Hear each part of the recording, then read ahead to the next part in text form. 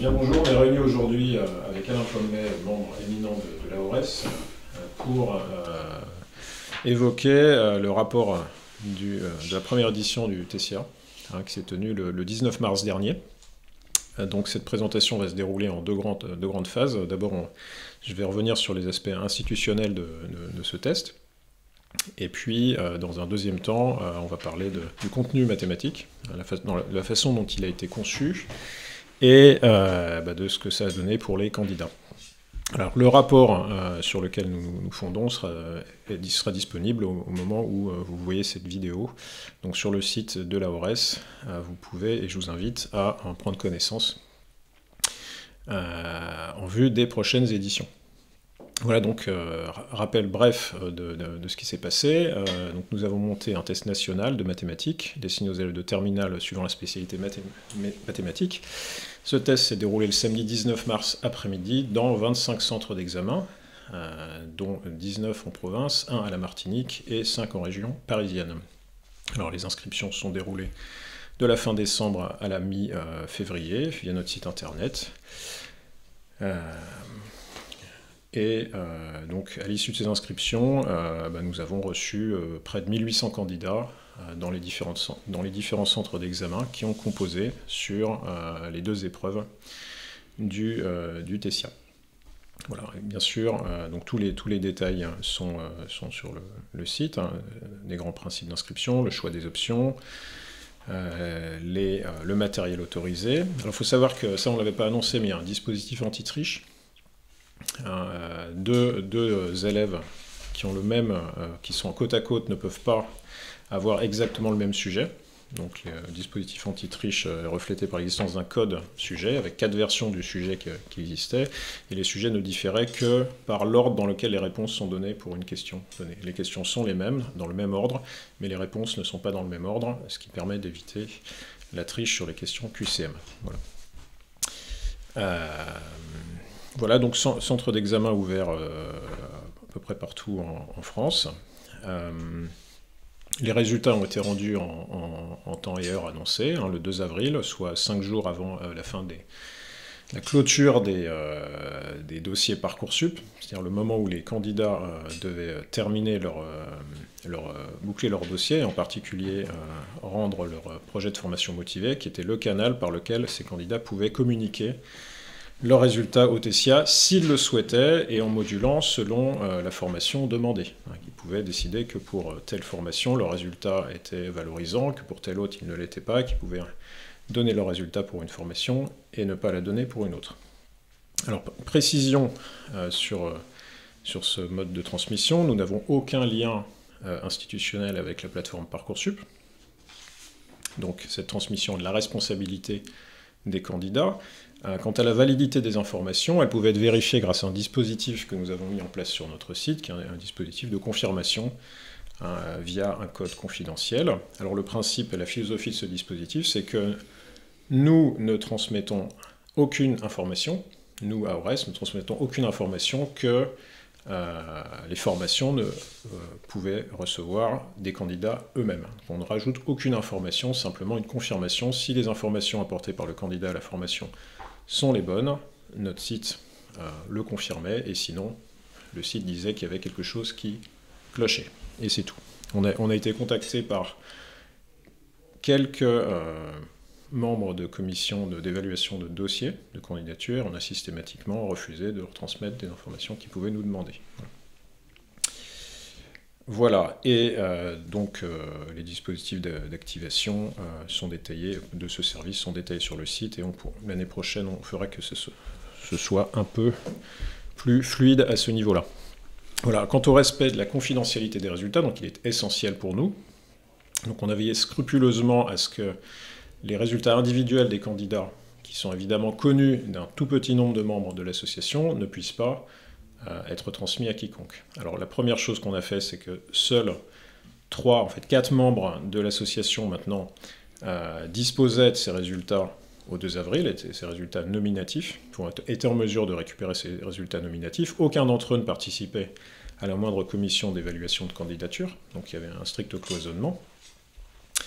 Par ailleurs, on a bien pris soin de ne transmettre même aucune information statistique pendant la période Parcoursup qui permettrait de soupçonner que tel ou tel candidat avait quand même de fortes chances de passer le test et que c'est étrange qu'il ne donne pas ses résultats. Si j'annonçais que le lycée Truc, il y a 40 candidats au TCA dans le lycée Truc et que je vois passer des dossiers du lycée Truc, je peux m'étonner que le candidat en question ne se soit pas présenté au TCA, qu'il n'en parle pas. Donc on a aussi veillé à ne transmettre aucune information statistique jusqu'à présent, mais dorénavant nous allons le faire puisque l'évaluation des dossiers est terminée, et l'évaluation des dossiers 2022, et donc on ne porterait préjudice à aucun candidat maintenant en donnant des informations statistiques de cette nature, si bien que ces informations sont dans le rapport.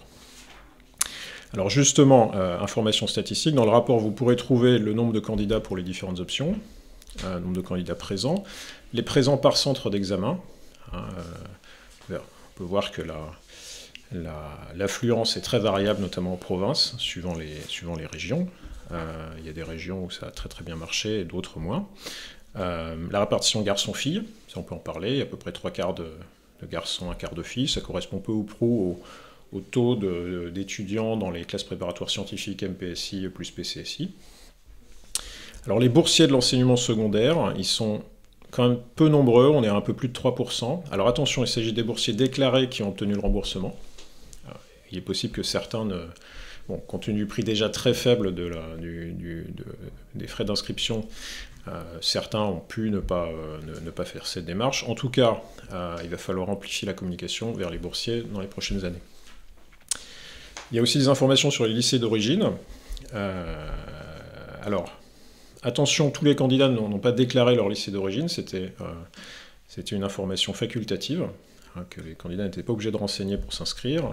Parmi ceux qui l'ont renseigné, à peu près les 80% des candidats, on a 72% qui disent venir de l'enseignement privé et 28% de l'enseignement public. Alors ce qui est intéressant, c'est que on a un effet massif dans les lycées privés représentés en général.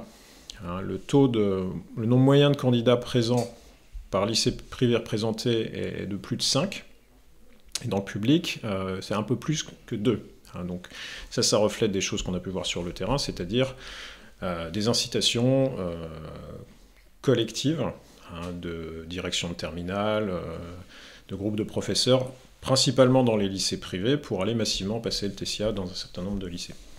Si bien que, alors que 72% des candidats indiquent venir du privé, le nombre de lycées privés représentés est à peine supérieur au nombre de lycées publics représentés.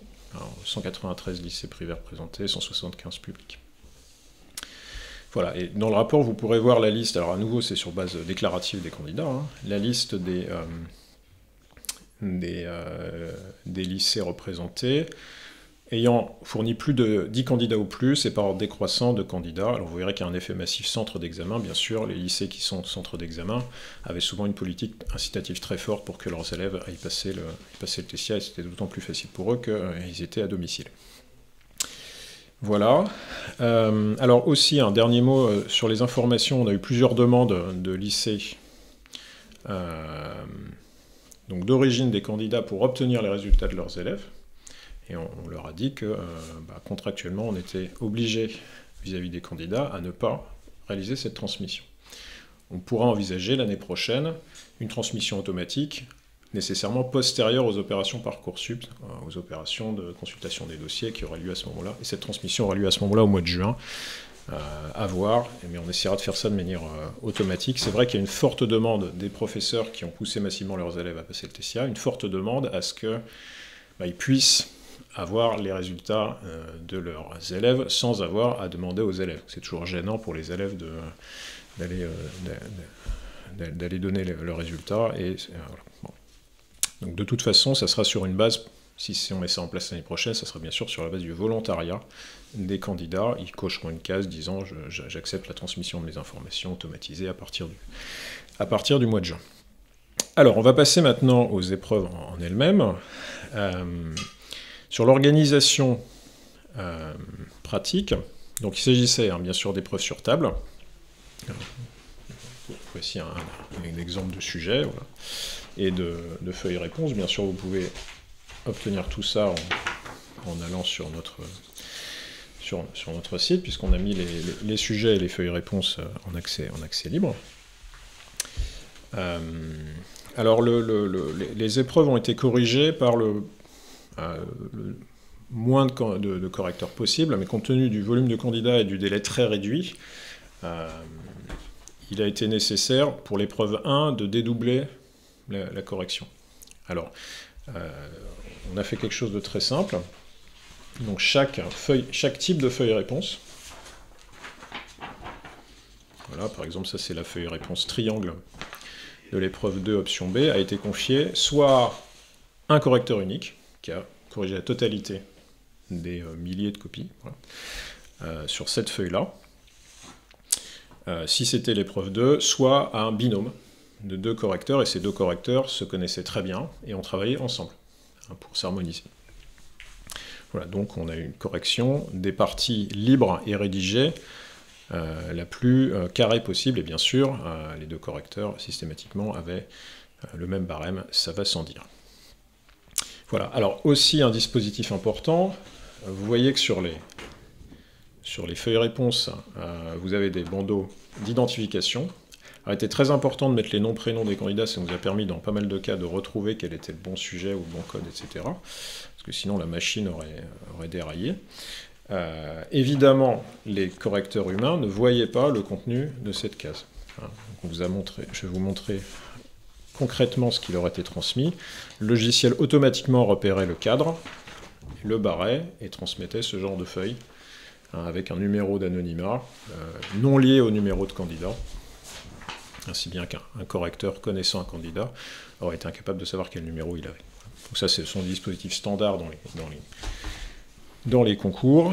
Nous, la différence, c'est qu'on a passé on n'a pas passé de contrat avec une grosse société, pour des raisons de budget, et on a utilisé un logiciel libre qui s'appelle AMC, et qui a été un petit peu modifié pour nos besoins.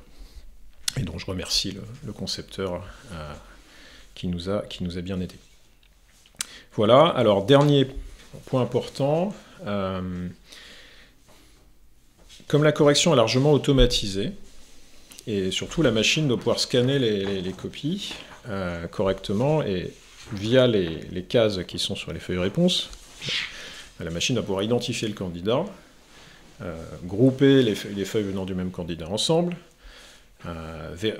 calculer le score aux questions QCM. Il est essentiel que les consignes de remplissage de ces feuilles soient respectées scrupuleusement. Et là, on a eu quelques soucis avec des candidats qui soit n'ont pas bien respecté les consignes qui leur avaient été données oralement, et les consignes avaient aussi été données sur le site, mais quelques jours avant, soit que les consignes n'ont pas été suffisamment clairement explicitées aux candidats. Et on a passé beaucoup de temps à sauver des candidats qui, sans cela, auraient été éliminés par la machine avec des scores invraisemblables. Donc, vous trouverez dans le rapport quelques exemples de problèmes. Il y a un problème qui a trait au remplissage du code sujet. Ces cases étaient très sensibles à un remplissage complet. Et il valait mieux noircir à fond, voire déborder, que faire ce genre de choses. Et ça, c'était typiquement non repéré par la machine. Également pour les questions QCM, ça, c'est ce qu'on voulait, et ça ne fonctionnait pas. Et on a eu beaucoup de problèmes avec certains candidats là-dessus. Alors, un autre point important, c'est le respect d'une règle, c'est que sur les questions QCM, il n'y a qu'une seule réponse attendue. Donc, il ne faut pas griser 2 cases. Si on grise 2 cases, ou plus, la question est neutralisée. Neutralisée, donc le candidat aura 0 point quoi qu'il arrive. Alors certains ont quand même essayé de tricher, de se corriger. Je grise une première case, ici c'était la A. Ah, en fait c'est pas la bonne, donc je grise la B, et je barre la A, je mets un rond. Bon. La règle avait été expliquée très strictement à tous les candidats. Il est évident qu'on ne peut pas tenir compte de ce genre d'indication de la part du candidat. Tous les autres respectent la règle, il est hors de question de donner un avantage à ceux qui... Alors c'est de la semi-triche, mais quand même c'est un non-respect des règles, on ne peut pas avantager ça. Donc quand on a eu ce genre de choses, on n'en a pas tenu compte. On a fait comme si le candidat avait grisé les 2 cases. C'est la neutralisation pure et simple, et c'est ce qu'aurait fait un candidat normal. Alors, point important, avec ces histoires de neutralisation, si on a grisé par erreur une mauvaise case, la seule façon de se sauver, c'est de griser une autre case dans la même question. Au moins, on aura 0, on n'aura pas le malus. D'accord. Certains, néanmoins, n'ont pas compris cette règle et ont essayé d'utiliser ce qui était illégal, un stylo correcteur. Donc les stylos correcteurs étaient interdits, mais il y en a qui ont réussi, je ne sais pas comment, ils sont dans leur poche discrètement. Ils ont réussi à passer sous le radar du surveillant. Et on l'a détecté assez facilement parce que souvent, ils corrigeaient, mais ça fait du blanc. Et ils se sont dit que la machine allait dérailler. Donc, ils ont recopié à la main leur petite case avec, évidemment, ça, comme toutes les copies sont passées rapidement, mais toutes les copies sont passées devant les yeux d'un des membres du jury pour vérifier ce genre de choses. Eh bien, ça immédiatement s'est repéré. Donc, là, de toute façon, ce qu'on a fait, c'est que si c'était juste pour neutraliser, on a neutralisé nous-mêmes la question, c'est-à-dire qu'on a grisé les deux. Et puis, si c'était pour blanchir une case et en noircir une autre, on a noirci pour la machine la case qui avait été blanchie, pour faire ce qui aurait dû être fait normalement, c'est-à-dire une pure et simple neutralisation. Voilà. Il est probable, alors cette année, comme les consignes avaient été données un petit peu tard, que l'épreuve est neuve, on n'a pas donné de malus supplémentaire aux candidats utilisant un outil illégal comme un stylo correcteur. Il y a un risque qu'il y ait une ou deux fois où ça nous est passé sous le radar. Mais en tout cas, les années ultérieures, il est possible que ça engendre des pénalités claires. Évidemment pas une exclusion, mais des pénalités claires. Voilà, alors, cette année, comme c'était la première édition, on a décidé de sauver tous les candidats qui devaient être sauvés, c'est-à-dire tous, par rapport à ces problèmes de respect des consignes et de ne pas juste laisser la machine faire son travail sans regarder ce genre de problème. Il faut comprendre que ça demande un travail considérable aux gens qui se sont occupés, absolument considérable, c'est des dizaines d'heures de travail. Dans un moment très contraint, on avait 2 semaines pour réaliser la correction, et voilà. Vous voyez que les frais d'inscription sont très peu élevés, c'est du travail bénévole. Vous ne pouvez pas, vous, candidats, demander, c'est quasiment 10 minutes de travail par candidat qui ne respecte pas les consignes. C'est extrêmement long de rectifier les choses. Donc, l'objectif, c'est qu'il y en ait le moins possible. La seule solution, c'est de vous pénaliser si vous faites ça. Voilà. Donc, conséquence, alors que cette année, pour chacune des épreuves, on a, avec une notation, on a généreusement accordé 15 points à tous ceux qui passaient l'épreuve 1, et 25 à tous ceux qui passaient l'épreuve 2, pour afficher des notes au moins correctes.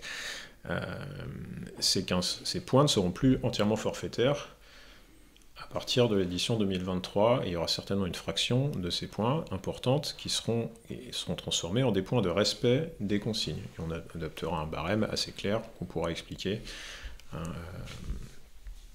Voilà. Et donc il ne faudra surtout pas perdre des points de ce côté-là, parce que 10 points dans la vue, ça va vite. Bon, on va maintenant passer aux épreuves en elles-mêmes, et je vais donner la parole à Alain. Voilà, leur conception, et puis ce que ça a donné concrètement pour les candidats. Oui, je reprendrai quelques points, notamment dans les conseils de travail donnés aux élèves, évoqués par Clément, ceux qui concernent particulièrement la présentation, donc j'y reviendrai très bientôt. Bon. Donc le TESIA, comme vous pouvez le voir sur le site, est un test qui, en grande partie, est constitué de QCM, donc de questions à choix multiples, parmi lesquelles il y a une réponse possible et une seule. Il y en a toujours au moins une, donc on ne se trompe pas, mais il n'y en a pas plus non plus. Donc il est hors de question de répondre à plusieurs, de cocher plusieurs cases, ou d'effectuer les petites manœuvres que Clément vient d'évoquer. Alors, comment sont conçus ces QCM ? Ces QCM sont organisés par exercice. portant sur un thème donné. Alors cet exercice peut être constitué de petites questions de calcul, parfois indépendantes, ou encore de suivre un thème général où cette fois-ci les questions se suivent, ont des liens importants entre eux, et ça c'est un point absolument essentiel du test, parce que la cohérence des réponses des questions sera évaluée, et à mon avis à l'avenir sera de plus en plus évaluée, pour éviter que les réponses soient faites un petit peu au hasard, à l'intuition, et donc qui ne correspondent pas à une véritable réflexion. Voilà. Bon, on trouve en plus donc ce qu'on appelle des réponses libres, donc dans laquelle on demande simplement de mettre le résultat d'un calcul. Alors il faut donner le résultat et uniquement le résultat. À ce titre, ce que Clément n'a pas évoqué, c'est le fait que dans ces réponses libres, de nombreux candidats ont répondu dans une case qui ne correspondait pas au numéro. Bon, encore une fois, ceci a été pris en compte par les correcteurs qui ont fait l'effort de corriger d'eux-mêmes en quelque sorte ce qui était une petite erreur de numérotation évidente. À l'avenir, il ne sera pas forcément possible de le faire, d'autant plus que le nombre de candidats risquant de croître, le travail deviendrait démesuré. Donc voilà. Donc il reste encore un type de question qui est celui des questions rédigées, qui n'ont pas rencontré beaucoup de succès, sauf dans les meilleures copies. À l'avenir, on va tâcher d'inciter les gens à travailler davantage ces questions rédigées, comme indiqué dans le rapport, où j'ai mis quelques points de barème. Ces questions rédigées peuvent rapporter beaucoup de points. Donc, il est conseillé aux gens qui auraient une idée, mettons, rapide et précise de la démonstration qui est demandée, de la mettre au point, d'abord au brouillon, bien sûr, et ensuite de l'indiquer dans la case réservée à cet effet. C'est très rémunérateur en termes d'efficience. Oui, Clément ? On peut préciser un point, c'est que contrairement des questions avaient été posées, contrairement aux questions M, qui peuvent donner lieu à des pénalités pour une mauvaise réponse, et qui donnent systématiquement lieu à des pénalités pour une mauvaise réponse, même si parfois elle est minimale, on ne peut pas être pénalisé pour une mauvaise réponse à une question L, ni à une question R. Oui, donc ceci, je l'ai évoqué dans le rapport, en fait, c'est fait. C'est un point très important voilà, pour les candidats. N'ayez pas peur de répondre aux questions rédigées, on ne vous mettra pas de malus. Vous ne risquez rien, en quelque sorte. Voilà, c'est un point essentiel. Alors, pour la conception des tests, bien ces tests, comme vous pouvez l'observer en jetant un simple coup d'œil, donc à ce qui se trouve sur le site, où vous pouvez avoir le détail de ce qui vient d'être présenté. Ces tests sont longs, ils comportent au moins 80 questions, si on tient compte des questions rédigées, des questions à réponse directe, etc. À faire en 1h30, donc il est bien évident que en 1h30, à quelques exceptions près, personne ne peut réaliser la totalité du test, ça n'est pas ce qu'on attend. Voilà. Cette longueur est là pour qu'on puisse évaluer tout le monde, et elle s'accompagne d'une grande progressivité, ce qui n'a pas toujours été évident à mettre au point, dans la difficulté des questions. Donc il est bien évident que les exercices ne seront pas du même niveau en début de test, où on attend simplement la maîtrise de connaissances assez basiques, et en fin de test, où il peut y avoir des questions auxquelles moi-même j'ai eu un peu de mal à répondre. Donc ne soyez pas paniqués par ce qui peut vous sembler quelque chose d'insurmontable. Ces tests sont faits pour étaler en quelque sorte les notes de candidats de niveau extraordinairement variés, et on peut avoir une note très convenable en sachant simplement bien faire ce qu'on attend d'un bon élève de terminale. Donc il n'y a pas de difficulté. Alors, pour concevoir des tests d'une telle longueur, il faut réunir une équipe, et donc c'est ce que nous avons fait. Donc cette équipe comporte des membres de l'association, beaucoup d'anciens professeurs de MP Étoile ou actifs, mais aussi de jeunes agrégés, des élèves de grandes écoles ayant un haut niveau scientifique. Et donc cet ensemble permet d'avoir à la fois des tests intéressants par la variété de leurs questions et une certaine originalité qui permet d'éviter de ne poser que des problèmes tout à fait standardisés comme ceux qu'on retrouve dans des épreuves visuelles de terminale. Voilà. Donc, une fois que les propositions d'exercice sont faites par les membres de l'équipe, un gros travail de synthèse est effectué, un travail de synthèse, un travail d'ajustement, qui a été fait après avoir demandé leur avis aux professeurs, à un certain nombre de professeurs de terminale, ce qui nous a conduit, parce que il est évident que c'est parce que nous enseignons quotidiennement, on va dire, à reprendre assez profondément des façons de voir les choses. De sorte que leur adaptation aux élèves, finalement, s'est révélée plutôt bonne. C'est-à-dire qu'on a un étalement de notes qui suit une courbe de Gauss tout à fait raisonnable par rapport à l'ensemble des candidats. Voilà, et que vous pourrez retrouver sur le site. Bon, cela étant dit, on a pu constater, donc après à la correction de ces 3 tests.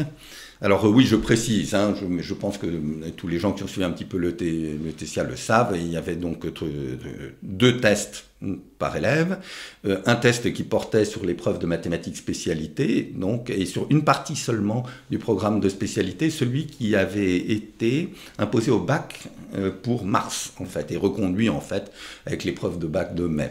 Donc ça, c'est la première chose. Le deuxième, sur une partie de l'épreuve de mathématiques experte, donc dans laquelle nous avions décidé de mettre ce qui nous semble le plus fondamental pour le suivi des élèves lors de leur année de sup, pour la réussite des élèves en sup, à savoir donc l'arithmétique et les nombres complexes pour l'essentiel, puis quelques structures discrètes qui d'ailleurs ont eu beaucoup de succès, soit dit en passant, comme elles étaient faites de façon assez récréative, les élèves l'ont beaucoup apprécié. Bon.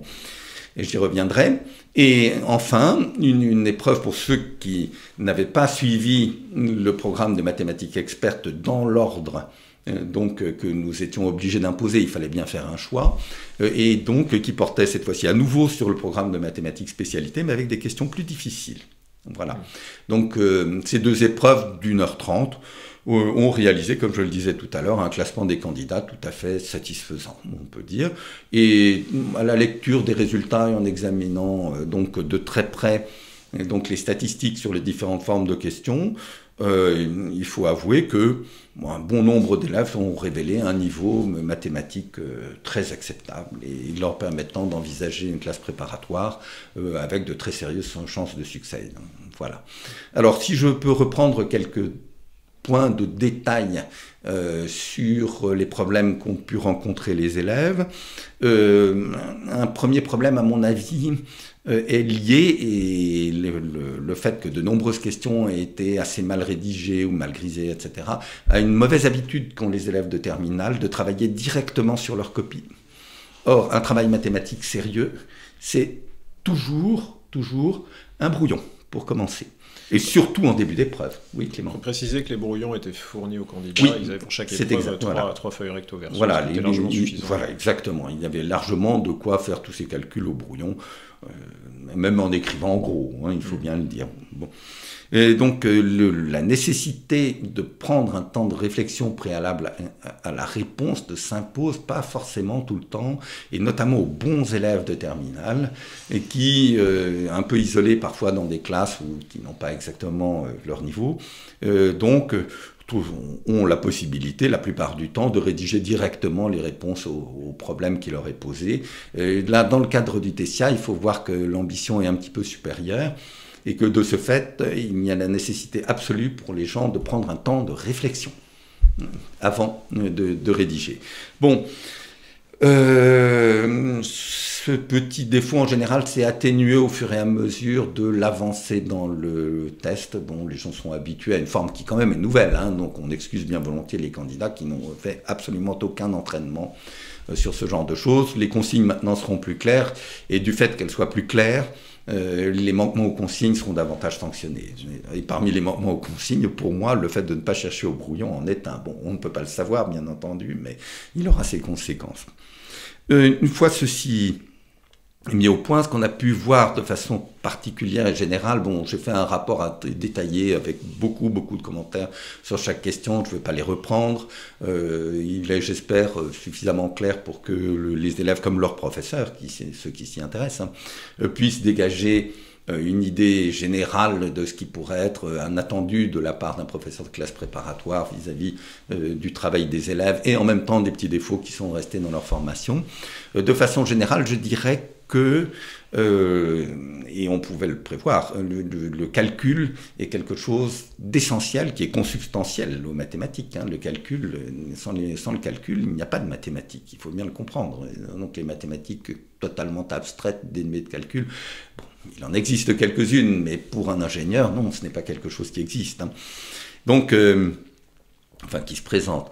Et donc ce calcul, compte tenu, à mon avis, de toutes les difficultés que les gens ont pu rencontrer dans leur passé d'enseignant et tout le reste, n'est pas toujours maîtrisé au point où on le souhaite.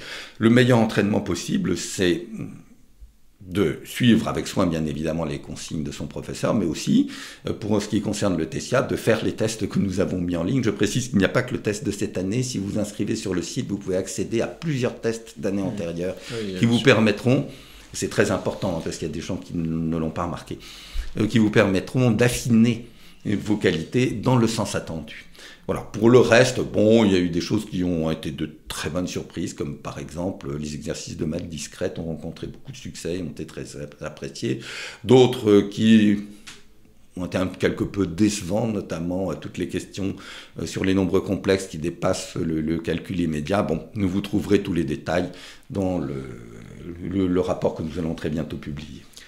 Tu veux ajouter quelque chose, Clément ? Oui, alors je voudrais ajouter quelque chose sur la dichotomie option A, option B, dont tu as parlé, parce qu'il y a eu beaucoup de questions avant et après le test sur savoir quelle option choisir.